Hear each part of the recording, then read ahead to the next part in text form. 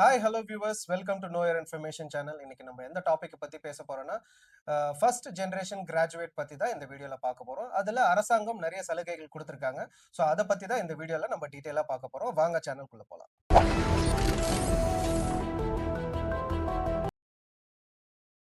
ஜெய், இப்போ first generation கிராஜுவேட்னா என்ன? First generation கிராஜுவேட்னா ரொம்ப சிம்பிளானதான், பெருசா இல்லை. அந்த ஃபேமிலியில வந்துட்டு யாரு முதல்ல வந்து பட்டப்படிப்புக்காக, அதாவது காலேஜ் பக்கம் கால் வைக்கிறாங்களோ அவங்க தான் ஃபர்ஸ்ட் ஜென்ரேஷன் கிராஜுவேட் தான். என்ன அப்படின்னு பாத்தீங்கன்னா, அப்பா படிச்சிருக்க மாட்டாங்க, அம்மா படிச்சிருக்க மாட்டாங்க, தாத்தா பாட்டி யாரும் படிச்சிருக்க மாட்டாங்க. அந்த ஃபேமிலியில அண்ணன் அக்கா அந்த மாதிரி யாரும் படிச்சிருக்க மாட்டாங்க. ஸோ அவங்க வீட்டுல யாரையோ ஒருத்தரை வந்து இந்த மாதிரி பட்டப்படிப்பு படிக்க வைக்கணும்ன்றது அந்த வீட்டுல இருக்கிறவங்களுக்கு ஒரு பெரிய ட்ரீமா கூட இருக்கும்.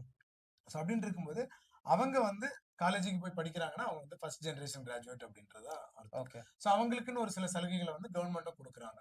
ஸோ அது வந்து அந்த ஃபேமிலிக்கும் சரி, அந்த படிக்கிறவங்களுக்கும் சரி ஒரு சப்போர்ட்டிவா தான் இருக்கும். ஓகே. அதே மாதிரி இந்த ஃபர்ஸ்ட் ஜெனரேஷன் கிராஜுவேட் நம்ம சர்டிபிகேட் அப்ளை பண்றதுக்கு என்ன தகுதிகள் வேணும் இதுக்கு? ஃபர்ஸ்ட் இது தமிழ்நாடு கவர்மெண்ட் வந்து அந்த ஸ்பெஷல் ஸ்கீம் அப்படின்றனால ஃபர்ஸ்ட் வந்து அவர் தமிழ்நாட்டுல பிறந்தவரா இருக்கும், தமிழ்நாட்டை சார்ந்தவர். ஓகே. ரெண்டாவது வந்து பாத்தீங்கன்னா அந்த குடும்பத்திலே வந்து முதல் பட்டதாரி, ஃபர்ஸ்டா வேற யாருமே அவங்க படிக்காம இவர் வந்து அந்த பட்டதாரியா இருக்கும். உடன் பிறந்தவங்க, அதாவது அக்கா தம்பி அக்கா தங்கச்சி யாராவது இருந்தாங்கன்னா அவங்க யாரும் படிக்கல அப்படின்ற ஒரு விஷயத்த வந்து அவங்க சப்மிட் பண்ணணும்.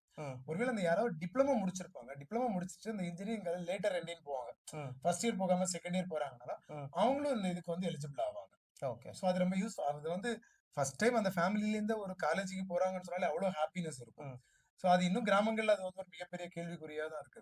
சோ அவங்க போறாங்க அப்படின்னா அதுக்கு கவர்மெண்ட் வந்து ஒரு சில சப்போர்ட்கள் பண்ணி கொடுக்குறாங்க. அதுக்கு வந்துட்டு முதல் தலைமுறை பட்டதாரி அப்படின்னு ஒரு சான்று, ஒரு சர்டிபிகேட் அவங்க வாங்கணும். வாங்கினாங்கன்னா அவங்க நிறைய சப்போர்ட்டிவ் அவங்களுக்கு கிடைக்கும். Okay. So first generation graduate வந்து பாத்தீங்கன்னா, ஃபார் எக்ஸாம்பிள் வந்து ஒரு குடும்பத்துல 2 பேர் இருக்காங்கன்னு வச்சுக்கோங்களேன். இப்போ 2 பேருமே வந்து படிச்சுட்டு நெக்ஸ்ட் இந்த பட்டதாரிக்கு அப்ளை பண்றாங்கன்னு வச்சுக்கோங்களேன். 2 பேருக்குமே அது கிடைக்குமா? இல்ல, அந்த ஃபேமிலில ஒருத்தருக்கு தான் அந்த ஸ்கீம் வந்து எலிஜிபிலிட்டி ஆகும். யாராவது ஒருத்தர் அண்ணன் வாங்கிக்கலாம், இல்ல தம்பி வாங்கிக்கலாம், அக்கா வாங்கிக்கலாம், இல்ல தங்கச்சி வாங்கிக்கலாம். யாரோ ஒருத்தர் வந்து தான் அது எலிஜிபிள் ஆகும். என்ன அப்படின்னா ஒருத்தர் ஒருவேளை வந்து என்னன்னா ஃபர்ஸ்ட் அண்ணன் வந்து அதை வந்து அந்த வாங்கியிருக்க மாட்டார். அந்த போறாரு அப்படின்னா இப்ப முதல் தலைமுறை பட்டதாரி அப்படின்ற போது அப்பா அம்மா தாத்தா பாட்டி அப்படின்ற பேஸ்ல வரதுனால சோ இப்ப இவரு வந்து இல்ல வேண்டாம் அப்படின்னா அவங்கள்ட்ட பினான்சியல் ஓரளவு செட்டிலா இருந்தா அவங்க அதை வாங்கியிருக்க மாட்டாங்க. அடுத்த தம்பிக்கு போகும்போது அவங்களுக்கு கொஞ்சம் இதா இருக்கிறதுனால அந்த கன்செஷன் வாங்குறதுக்கு அந்த சர்டிபிகேட் அவங்களுக்கு ரொம்ப யூஸ்ஃபுல்லா இருக்கும். ஓகே. சோ அதே மாதிரி இந்த ஃபர்ஸ்ட் ஜெனரேஷன் கிராஜுவேட் அப்ளை பண்றதுக்கு என்னென்ன டாக்குமெண்ட்ஸ் தேவைப்படும்? இல்ல, ஒருத்தர் டாக்குமெண்ட்ன்றது பெருசா இல்ல. அவங்களுடைய போட்டோ, யாரு அப்ளை பண்ண போறாங்களோ அவங்களுடைய photo, ration card, Aadhaar card, பேரண்டோடைய கல்வி சான்றுகள். கல்வி சான்றுகள் இல்ல அப்படின்னா அவங்க வந்து ஒரு செல்ஃப் டிக்ளரேஷன், நான் இத்தனை கிளாஸ் தான் படிச்சிருக்கேன் அப்படின்ற ஒரு செல்ஃப் டிக்ளரேஷன். அதே மாதிரி அந்த வீட்டுல வந்துட்டு இப்ப அண்ணன் தம்பி அக்கா தங்கச்சி யாராவது இருந்தாங்கன்னா அவங்களுடைய எஜுகேஷன் சர்டிபிகேட். எதுக்குன்னா வந்துட்டு அவங்க வந்து டிகிரிஸ் கம்ப்ளீட் பண்ணிருப்பாங்க, அதை மறைச்சிட்டு வந்து அப்ளை பண்ணக்கூடாது இல்லையா? சோ அதனால கூட வந்து அதை ஒரு டாக்குமெண்டா கேட்கறாங்க. அப்புறமா என்னன்னா ஒரு ஃபேமிலியில எத்தனை பேர் இருக்கிறாங்க அப்படின்றது ஒரு செல்ஃப் டிக்ளரேஷன் ஃபார்ம். ஓகே. எங்க குடும்பத்துல வந்து இத்தனை பேர் இருக்கிறாங்க அப்படின்றத நீங்க வந்து ஏன்னா தெரிஞ்சுக்கிறதுக்காக, ஏன்னா அடுத்தது யாரும் அப்ளை பண்ணக்கூடாது இல்லையா? சோ அது பேசிக்கான என்னது உங்களுடைய ஆதார் கார்டு, ஒரு ஐடி ப்ரூஃப், அட்ரஸ் ப்ரூஃப், அதுக்கப்புறம் பாத்தீங்கன்னா உங்க ஃபேமிலியோட எஜுகேஷன் சர்டிபிகேட், அதுக்கப்புறம் போட்டோ, அவ்வளவுதான் தேவைப்படும். சோ அதே மாதிரி இந்த ஃபர்ஸ்ட் ஜெனரேஷன் கிராஜுவேட்டுக்கு நம்ம எங்க போயிட்டு அப்ளை பண்ணணும், எப்படி அப்ளை பண்ணணும்? இது ஆஃப்லைன்லன்னா தாலுகா ஆபீஸ்ல போய் நீங்க அப்ளை பண்ணலாம். அது தேவையில்லை. நீங்க ஆன்லைன்லயே வந்து பாத்துட்டீங்கன்னா பக்கத்துல இருக்கக்கூடிய எந்த இ சேவை மையத்துல போனீங்க அப்படின்னாலும் உங்களுக்கு வந்துட்டு அப்ளை பண்ணிக்கலாம். அப்படி இல்லைன்னா தமிழக அரசுடைய அதிகாரப்பூர்வ இணையதளம்ல இ சர்வீஸ் வெப்சைட் இருக்கு, அதுல போய் கூட நீங்க வந்து அப்ளை பண்ணிக்கலாம். ஓகே. சோ இந்த ஃபர்ஸ்ட் ஜெனரேஷன் கிராஜுவேட்ல கல்விக்கு கிடைக்கும் லாபங்கள் என்னவா இருக்கும்? லாபம்னா என்ன, உங்களுக்கு வந்து இப்ப நார்மலா நீங்க ஒரு ஃபீஸ் கட்டுறீங்க அப்படின்னா ஏதோ ஒரு 20,000 இருந்து 25,000 ரூபாய் வரைக்கும் அவங்களுக்கு சப்சிடி கிடைக்கும். ஓகே. இது ஒரு பெரிய அவங்களுக்கு ஒரு தொகை தானே, ஒரு வருஷத்துக்குள்ள கிடைக்குது அப்படின்ற பட்சத்துல அவங்களுக்கு ஒரு பயங்கர ஒரு சேஃபா தான் நம்ம பார்க்கணும். ஏன்னா அவங்க ஏற்கனவே முதல் தலைமுறை பட்டதாரின்னா என்ன ஆகும், ஆல்ரெடி அந்த ஃபேமிலியில யாரும் படிக்க போக முடியாம பினான்சியலி பேக்ரவுண்ட் வந்து ரொம்ப கஷ்டப்படக்கூடிய ஒரு ஃபேமிலில இருந்தா அந்த மாதிரி வருவாங்க. சோ அப்படி வரும்போது அவங்களுக்கு இந்த மாதிரி வந்துட்டு பினான்சியல் சப்போர்ட் கிடைக்கும் போது அது அவங்களுக்கு ரொம்பவே யூஸ்ஃபுல்லா இருக்கும். ஓகேவா? ஆனா இது எப்ப எடுக்கணும் அப்படின்னா நீங்க இப்பவுமே எடுத்து வச்சுக்கணும். ஏன் அப்படின்னா உங்களுக்கு வந்து இப்போ 12th மார்க் ஷீட் வந்தோம்னா கவுன்சிலிங் போடுவாங்க. நீங்க கவுன்சிலிங் போடும்போது இதையும் நீங்க சப்மிட் பண்ணிட்டீங்க அப்படின்னா உங்களுக்கு அப்பவே வந்து உங்களுக்கு ஃபீஸ் ஸ்ட்ரக்சர் அவங்க இது பண்ணி கொடுத்துருவாங்க. ஓகே. ஆனா இது மேனேஜ்மெண்ட் கோட்டாக்கு செல்லுபடியாகும். இது வந்து தெளிவா உங்களுக்கு புரியணும். ஒரு அட்டானமஸ் காலேஜுக்குள்ள போறீங்க, நீங்க மேனேஜ்மெண்ட் கோட்டாக்குள்ள போறீங்க அப்படின்னா இந்த முதல் தலைமுறை பட்டதாரி சர்டிபிகேட்டை கிழிச்சு நீங்க ஒரு ஓரமா வச்சிட வேண்டியது. நீங்க கவர்மெண்ட் கோட்டால போறீங்க அப்படின்னாதான் அவங்களுக்கு நார்மல் ஒரு ஜெனரல் ஸ்டூடெண்ட்டுக்கு ஒன்று என்ன ஃபீஸ் இருக்கோ அதுல இருந்து இவங்களுக்கு முதல் தலைமுறை பட்டதாரிகளுக்கும் கொஞ்சம் ஃபீஸை வந்து ஒரு 20,000 25,000 ரூபாய் கம்மி பண்ணி கொடுப்பாங்க. அவ்வளவுதான். இதை விட்டுட்டு நான் வந்து முதல் தலைமுறை பட்டதாரி தான், நான் கஷ்டப்பட்டு படிச்சு பாஸ் ஆயிட்டேன், ஆனா நான் மேனேஜ்மெண்ட் கோட்டால தான் நான் போயிருக்கேன், எனக்கு இந்த காலேஜ் சிலர் என்ன பண்ணுவாங்கன்னா நல்லா படிச்சிருப்பா, நல்ல மார்க் இருக்கும், பட் எனக்கு இந்த காலேஜ்ல தான் போகணும் அந்த காலேஜ்ல தான் போகணும் அப்படின்னா அவங்களுக்கு அங்க என்ன கொடுப்பாங்க, ஒன்லி கவுன்சிலிங்ல நீங்க போனீங்கன்னா நல்ல மார்க் இருக்குன்னா உங்களுக்கு அது கிடைக்கும். சோ அப்ப உங்களுக்கு அடிஷனல் அட்வான்டேஜ். நீங்க டாப் மார்க் இருந்தீங்க அப்படின்னா கோட்டால அந்த காலேஜும் கிடைச்சிரும். அதே டைம்ல நீங்க முதல் தலைமுறை பட்டதாரி ஸ்டாண்டு வச்சிருந்தீங்க அப்படின்னா அதுலயே உங்களுக்கு அமௌண்ட் சப்சிடி கிடைச்சிரும், தள்ளுபடி கிடைச்சிரும் வச்சுக்கோங்களேன். இதுல நீங்க அதுல எனக்கு இந்த காலேஜ் தான் வேணும் அப்படின்னு நீங்க அந்த காலேஜுக்கு போனீங்க அப்படின்னா அவங்க மேனேஜ்மெண்ட் கோட்டால தான் டைரக்டா அட்மிஷன் போடுவாங்க. அப்படி நீங்க வந்து மேனேஜ்மெண்ட் கோட்டால போடும்போது உங்களுக்கு இந்த சப்போர்ட் கிடைக்கிறதுக்கு வாய்ப்புகள் ரொம்ப கம்மி.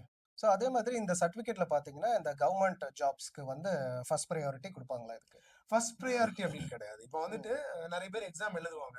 இப்போ நம்ம 2 பேரும் இருக்கிறோம்னு வச்சுக்கோங்க, நம்ம கட் ஆஃப் வந்து 158 எக்ஸாம்பிள் 2 பேர் இருக்கு. அப்போ அப்படின்னு இருக்கும்போது 2 பேருக்கு 158 இருந்துச்சு அப்படின்னா இதுல யாரு ஃபர்ஸ்ட் ஜெனரேஷன் பட்டதாரி முதல் தலைமுறை பட்டதாரியா அவங்களுக்கு ப்ரையாரிட்டிஸ் கொடுக்க வாய்ப்பு இருக்கு. ஓகேங்களா? ஆப்ஷன் அப்படின்றது இருக்கு இல்லையா? இப்போ நீங்க எப்பவுமே கவர்மெண்ட் என்ன பண்றாங்க அப்படின்னா தமிழ் மீடியம் இங்கிலீஷ் மீடியம் அப்ப வந்து அவங்களுக்கு ஒரு சில இது வச்சிருக்காங்க. சோ அப்ப தமிழ் மீடியம்க்கு அப்படின்னு இருக்கும்போது தமிழ் மீடியம்க்கு வாய்ப்பு கொடுக்குற மாதிரி இந்த மாதிரி ஒரு வாய்ப்பு வந்து முதல் தலைமுறை பட்டதாரிக்கு கிடைக்கிறதுக்கு வாய்ப்பு இருக்கு. சோ இது பட்டப்படிப்பு முடிச்சவனும் இந்த இதுக்கு நம்ம அப்ளை பண்ணலாமா? நீங்க அதுக்கப்புறம் அப்ளை பண்ணி வேஸ்ட். ஏன் அப்படின்னா உங்களுக்கு எதுக்காக அதை அப்ளை பண்றோம், உங்களுக்கு வந்துட்டு கல்வி கட்டணத்துல சலுகை அப்படின்றதுக்காக நீங்க அப்ளை பண்றீங்க. அப்போ வந்து நீங்க காலேஜ் படிச்சு முடிச்ச பிறகு உங்களுக்கு யார் அந்த காசு தர போறாங்க? ஓகேங்களா? ஒரு டிகிரிக்கு தானே கொடுப்பாங்க, எல்லா டிகிரிக்கும் கொடுக்க மாட்டாங்க இல்லையா? சோ அப்படின்னு இருக்கிற பட்சத்துல நீங்க வந்து இப்பமே அப்ளை பண்ணணும். இப்ப நீங்க 12th இருக்கிற பட்சத்துல நீங்க உடனே அப்ளை பண்ணி நீங்க வாங்கி வச்சுட்டீங்க அப்படின்னா கவுன்சிலிங் போகும்போது உங்களுக்கு கரெக்டா இருக்கும். நீங்க அங்க ஹேண்ட் ஓவர் பண்ணும்போது உங்களுக்கு ஃபீஸ் ஸ்ட்ரக்சர் வந்து கவுன்சிலிங்ல கொடுக்கும்போது இந்த டாக்குமெண்ட் எல்லாம் கொடுக்கும்போது இதே சேர்த்து நீங்க அட்டாச் பண்ணி கொடுத்தீங்கன்னா உங்களுக்கு ஈஸியா இருக்கும். அது கண்டிப்பா உங்களுக்கு பயனுள்ளதா இருக்கும். ஒருவேளை நீங்க படிச்சு முடிச்ச பிறகு நீங்க அதை எடுத்து வச்சுட்டீங்க அப்படின்னா மேபி நீங்க வந்து ஒரு காம்படிட்டிவ் எக்ஸாம் போறீங்க, குரூப் 2 எழுதுறீங்க, குரூப் 1 எழுதுறீங்க, குரூப் 4 எழுதுறீங்க அப்படின்னா அது வந்து ஒரு வேளை உங்களுக்கு அது ஒரு பயன்படலாம். எது இந்த மாதிரி ஒரு மார்க் ஸ்கோர்ல வந்து டை இருக்கும்போது அது ரொம்ப ரேரா தான் இருக்கும். அதனால அது எல்லா இடத்துலயும் யூஸ் ஆகும்னு சொல்ல முடியாது. கரெக்ட் தான் நீங்க சொல்ற மாதிரி. சோ இப்போ இந்த சர்டிபிகேட் வந்து அப்ளை பண்ணா எவ்வளவு நாளைக்குள்ள நம்மளுக்கு கிடைக்கும்? இது நீங்க அப்ளை பண்ணீங்கன்னா 15 to 30 டேஸ்க்குள்ள கொடுத்துருவாங்க. ஏன் 1 வீக் குள்ள வர வந்துரும். ஆனா நீங்க வந்து இப்பமே அப்ளை பண்ணீங்கன்னா ஏன்னா எல்லாருமே போய் மொத்தமா அப்ளை பண்ணீங்கன்னா கஷ்டம்.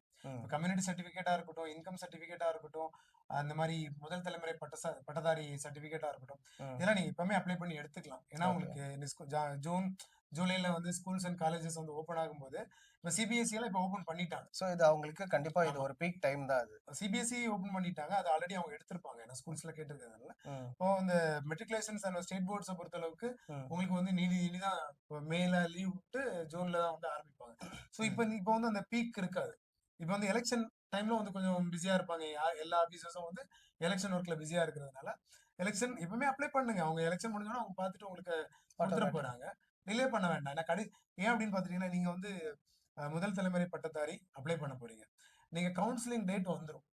கவுன்சிலிங் டேட் வந்த பிறகு நீங்க போய் ஓடி அப்ளை பண்ணீங்க அப்படின்னா அந்த டைம்ல கிடைக்கலன்னா உங்களுக்கு இந்த ரிசர்வேஷன் அதுக்கப்புறம் திரும்ப நீங்க அந்த சப்சிடி கேட்டு இதுக்காக நீங்க எழுதி ப்ரொசீஜர்ஸ் இருக்கு.